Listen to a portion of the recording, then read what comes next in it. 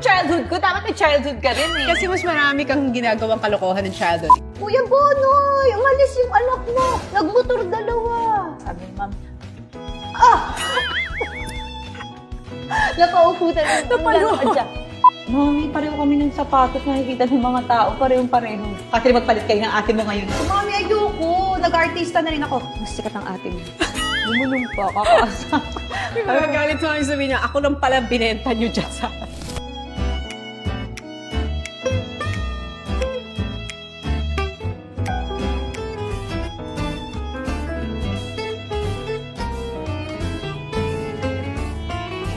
Isa sa mga paborito namin gawin ni Alex talaga, pag wala kaming magawa sa buhay, mag-reminisce ng mga childhood memories. Nakakatuwa yan kung meron kayong mga gamit, pictures, or anything that reminds you of your childhood. Ang sarap balikan kasi maaalala nyo kung gaano kasimple yung buhay noon. At saka kung gaano kaliit pala yung mga problema natin noon compared sa ngayon. So, yung mga issues mo ng bata, ang simple-simple Sino lang lang yung pala. crush, yung sinulat sa autograph ng Hindi, crush. kasi si Alex, alam niyo ang hilig niyan. Kapag walang magawa, lagi niya sasabihin. Itatext ako out of nowhere.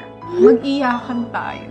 Ba't yun kasi ang gusto mong gawin? Wala lang, panglabas lang ng emotions. Magte-text yan, mag-iyakan tayo.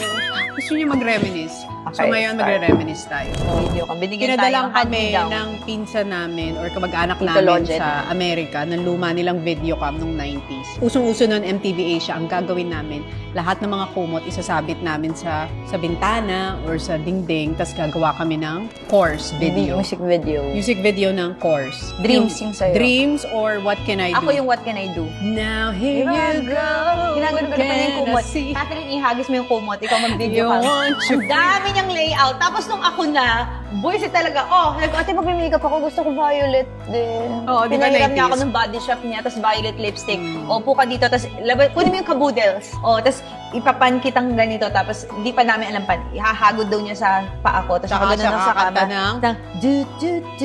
It's been so long. Ganun. Oo. Tapos biglang dumating ang daddy. Sabi nito, doon pa lang sa it's been so long. Ay, andyan ang mga daddy. Tapos, Kaya ako may full music video sa kanya lagi ako hindi ganun ka lang. It's been so long. Tapos, ay, wala na. Wala na dyan ang mga daddy. Ako, Tapos na music ituloy video. na natin. Hindi na, huwag na natin ituloy.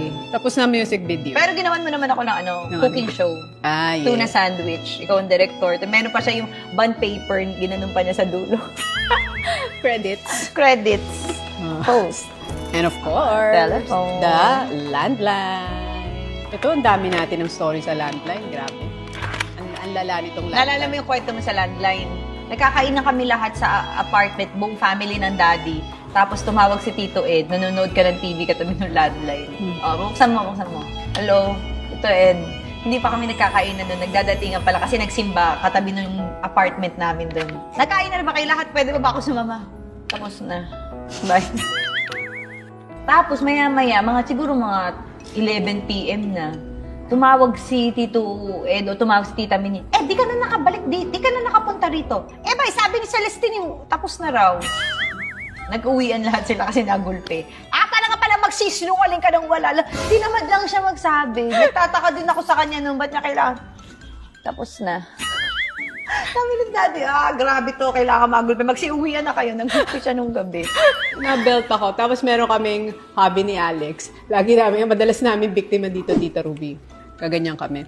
Hello, yes, good afternoon. This is from Nawasa. Nandito po ba yung may-ari ng bahay? Sino po ba? Tapos, Tita Ruby, oo, kami may-ari. Ano nangyari? Papacheck lang po namin kung tumatakbo yung metro nyo sa labas. Ay, sandali. Hoy, check nyo raw yung metro ng Nawasa kung tumatakbo. Ay, sana po mas maganda kung kayo po ang mag-check para talagang kayo po ang nakakakita. Ay, sandali, ako titingin. Sabi niya gano'n. So, pag-check niya, tapos babalik siya sa telepono. Okay naman, tumatakbo. Sabihin ko, ganun po ba? Pakihabol naman po. Talagang wala kaya kayo stream mo ba? Hindi ang pinakamaganda ito. Hello, yes, this is PLDT. We would just like to check po kasi may nagkakaroon po ng reklamo. Titingnan lang po namin kung maganda po yung line nyo. Home We will check reception. the volume po. Sige. Okay, ma'am. So, we just need you to blow. Ma'am? Sige. Kano siya? Okay, ma'am. I want you to blow harder. Hindi po mabasa nung machine. Ng graph. So, yung tita Okay, namin, ma'am. For the very last time, lahat po, with all your might, tayo po ay mag-blow dahil hindi po nababasa ng graph. Kahit maubusan na po ng hininga, huy, ganun talaga sila. Okay, ma'am, mukhang okay naman po dito. Ano ba, Wala naman po problema. Pero may lumalabas po dito sa graph. Ay, ano yun? Ang baho daw po ng hininga niyo. Yung tita namin, PI ka! Sino to? Wala niya kayo tanggalin. Hindi naman niya nagigets. Lagi siya biktima. Sino to? Talagang walang niya kayo. Papahanap namin kayo. ginagano, random number. Alam mo, yun ang nagagawa ng boredom. Board, wala cellphone, Walang cellphone, walang iPad, wala sa TV. Paghapon, Oh, hindi. valiente, or kung ano. ikikwento Ayaw naman natin. nating manood. So, mag-prank na lang tayo sa landline. Yun ang unang prank kami. Nagkaroon kami ng answering machine. Dahil yung tita ko, nag-migrate na sa States, iniwan yung answering machine. So, kaya kami nagka-answering machine. So, minsan sa answering machine, nare-record yung phone call. Tapos, nabili bang daddy sa ate. Kasi, may mga tumawag sa yung mga assumptionista, yung pinsan na nambubuli sa'yo dun sa school namin. Tapos talaga siya, ang baduy mo, artista ka raw. Ang ate, sabi ng ate, natuwa ka sa dati mo nun. Talagang humble lang siya, sabi ng ate. Oo nga eh. Baduy nga ako eh. Ginaganon ko. Oo nga daw. Para ka daw Bisaya, ganun naalala ko. Oo, Bisaya ka daw mag-English, sabi ko. Oo, kasi Bisaya lola ko. Yung talagang, kasi dati, syempre, yung mga, Binubuli yun ka yung sa pang phone. down sa'yo. Mahirap lang daw kayo. Alam mo Yan, to. anong hinataw mo ako sa ulo. Anong ginagawa natin? Kasi, Valentine's, may nagbigay sa akin, grade 2 ata ako noon o grade 3. Grade 2, syempre napakatanga ko sa English noon. So, meron nagbigay sa akin ng parang yung mga kaibigan lang. Meron akong 2 o 3. Tapos pinakita ko, si ate may nagbigay sa akin, sabi mo, mag-MTT tayo. Valentine's special. May video cam.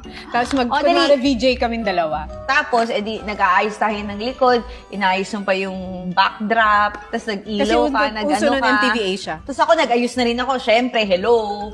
Makeup ako ng violet sa mata. Tapos, kinuha ko na yung flower ko. Tapos pagdating mo, hello everyone, welcome to MTV Most Wanted. And with me, we have a co-VJ. Pagdating ko, may dala akong flower.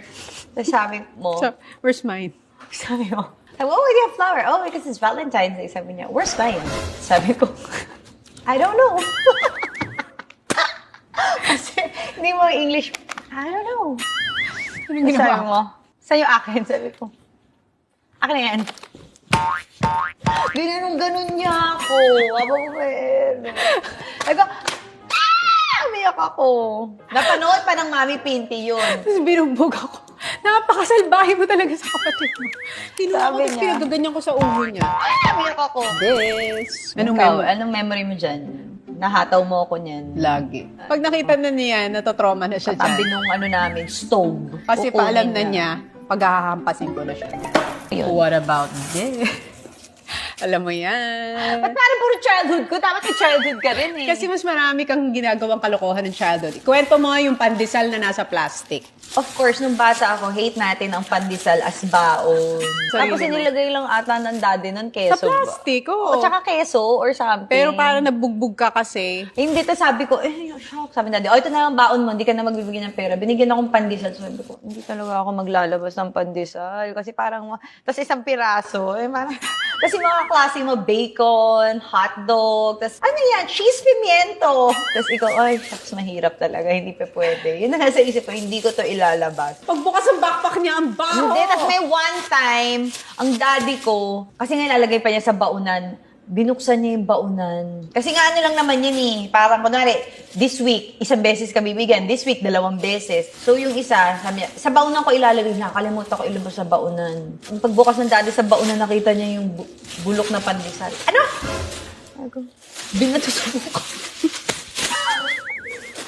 Ayan. Ano ang naaalala mo pag nakakakita ka ng ganitong donut? Okay. Meron kasing nagbibigay sa atin ng, No, manliligaw mo.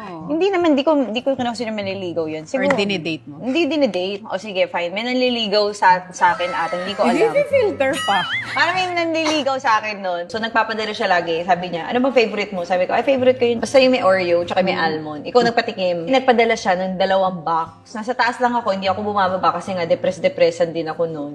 So, alam mo, pag depressed ka, marami manliligaw sa'yo kasi nga parang yung iba tinitingnan na lang, window of opportunity, baka, ay, papatusin ako nito, malungkot to, heartbroken to. So anyway, nasa taas ako, hindi ako bumaba. Tapos tinext niya ako na, kanina pa nandyan yung donut, check mo na lang. Sabi ko, ay, nandito lang ako sa kwarto. Tapos umakyat ang mami nung gabi, sabi niya, Catherine, nandito yung mga ibang ano ko sa church, baka pwede kaming kumuha. Sabi ko, sige. Nagpaalam pala. Akala ko hindi Pero ka. kukuha lang siya, pagbaba ko, ubos na. Lahat? Oo, nung gabi na. Sabi ko, Mami, ba't naubos? Kasi napasarap kami ng ano eh. Ang dami ko rin kasi nakain. O ba yan? Kausap ko yung manliligaw. Kasi tinanong niya, nakita mo? Hindi ko nakita. Inubos ng mami ko. Kasi sa loob ko naman noon, kaya ako ganun sa mami. Depressed nga kasi ako noon. So, parang sasagot-sagot. yun na lang yung parang maganda sa buhay ko. Parang, Pinakain pa niya sa mga Oo. churchmates. Kaya, mami, sabi mo kasi sa akin, 2 box, 4 na box sa ubos mo. Tapos umakyat ako sa taas. Tapos narinig niya na kunento ko dun sa ano. Mamaya-maya, Nagsushooting ako na ng Four Sisters. pauwi ka na. Tapos umakyat siya. Catherine, kung makaano ako ng ano mo, parang bilan mo. Kung nakakain ako ng donut mo, pasensya ka na ha. Para bagang nakapatay ako sa pagkaka-acting mo. Sinabi mo pa dyan sa lalaki, nakakahiya. Tandaan nyo, 9 na buwan ko kayong dinala. Ganun na siya.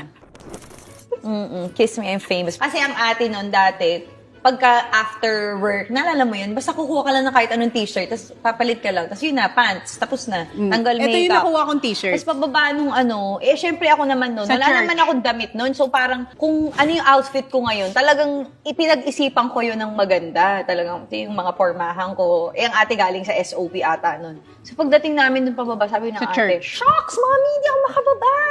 Bakit? Yung damit ko, kiss me, I'm famous, para ang yabang. Sabi ng mami, "Psst, Catherine, magpalit kayo ng ate mo." Ayoko, magpalit kayo! Mami, porma ko to. Ending, bumababa kami sa kotse. Siya yung nakakiss me, I'm famous.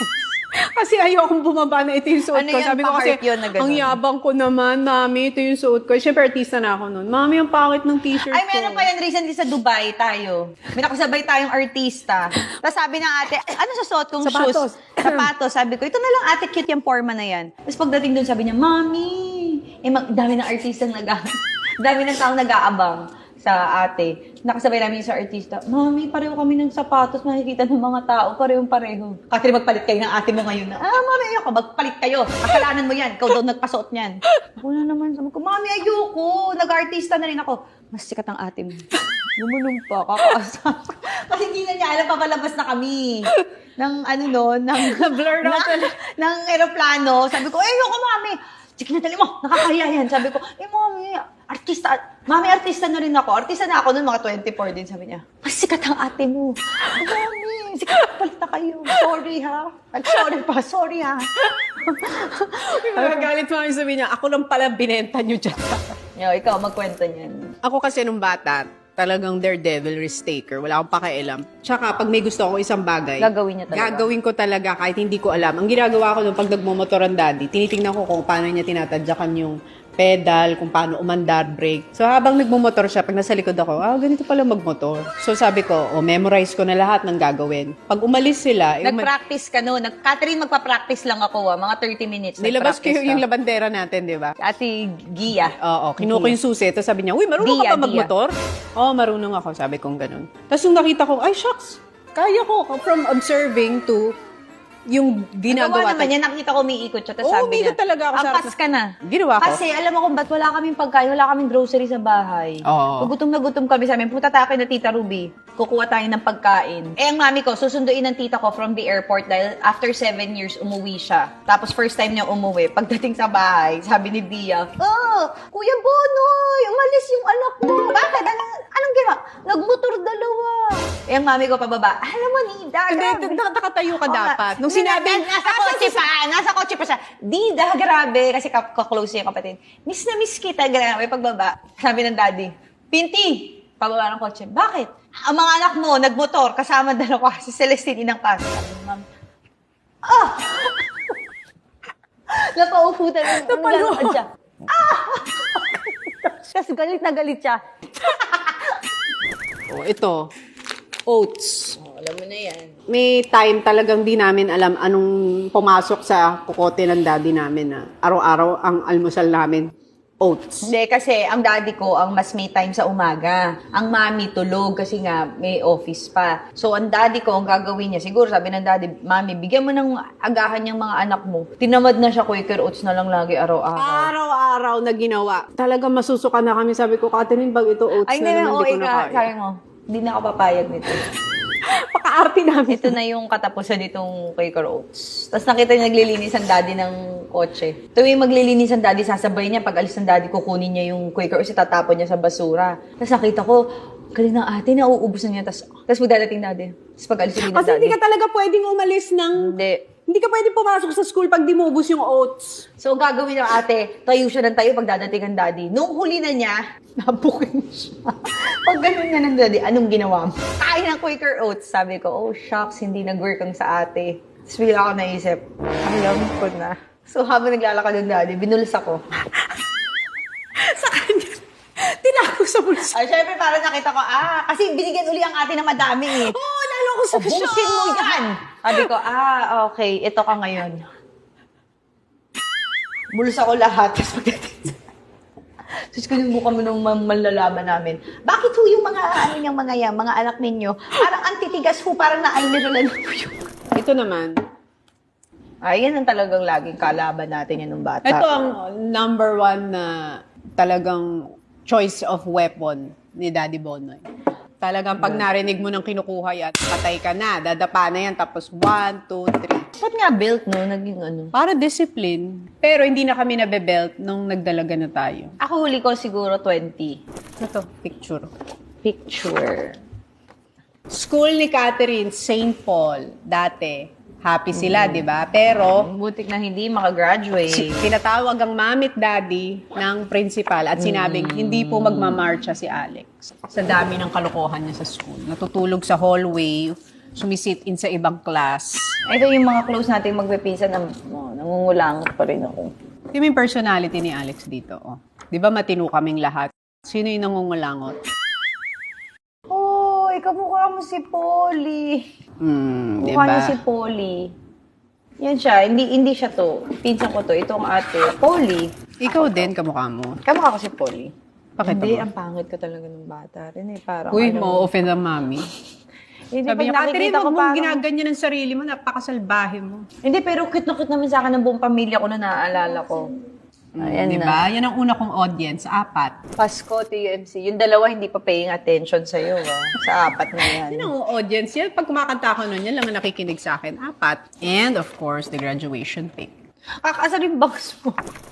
Pareho tayo, ba't yung bangs namin nung preschool nakakaasar lagi? Yung parang hindi pantay. So those are our childhood memories. Alam nyo, pag wala kayong magawa, yung mga magkakapatid, pumunta lang kayo minsan doon sa dati nyong bahay, lumang bahay, or balikan nyo yung mga luma yung mga gamit, or anything na nagpapaalala sa inyo ng childhood memories nyo. Kasi nakakatuwa, ang sarap balikan. Makikita nyo kung gaano nakalayo yung buhay nyo noon at saka yung buhay nyo ngayon. Kahit sobra ng iba ng buhay nyo, ang laki na ng pinagbago, may mga memories ka pa rin ng kabataan mo na maiisip mo na, ay, ang saya pala nung bata kami. Kahit na napapalo lahat. Kasi nung Tsaka bata, hindi ka naaawa sa sarili mo. hindi mo alam na Ang bilis mong tumawa, ang bilis mong aliwin move ang sarili. Oo. Kaya lagi nilang sinasabi, di ba, minsan nakakamiss yung Childhood. Yan ang aming mga childhood memories. Kung kayo naman, meron din kayo, gawin nyo na ngayon kasi ang sarap balikan talaga. Thank you for watching!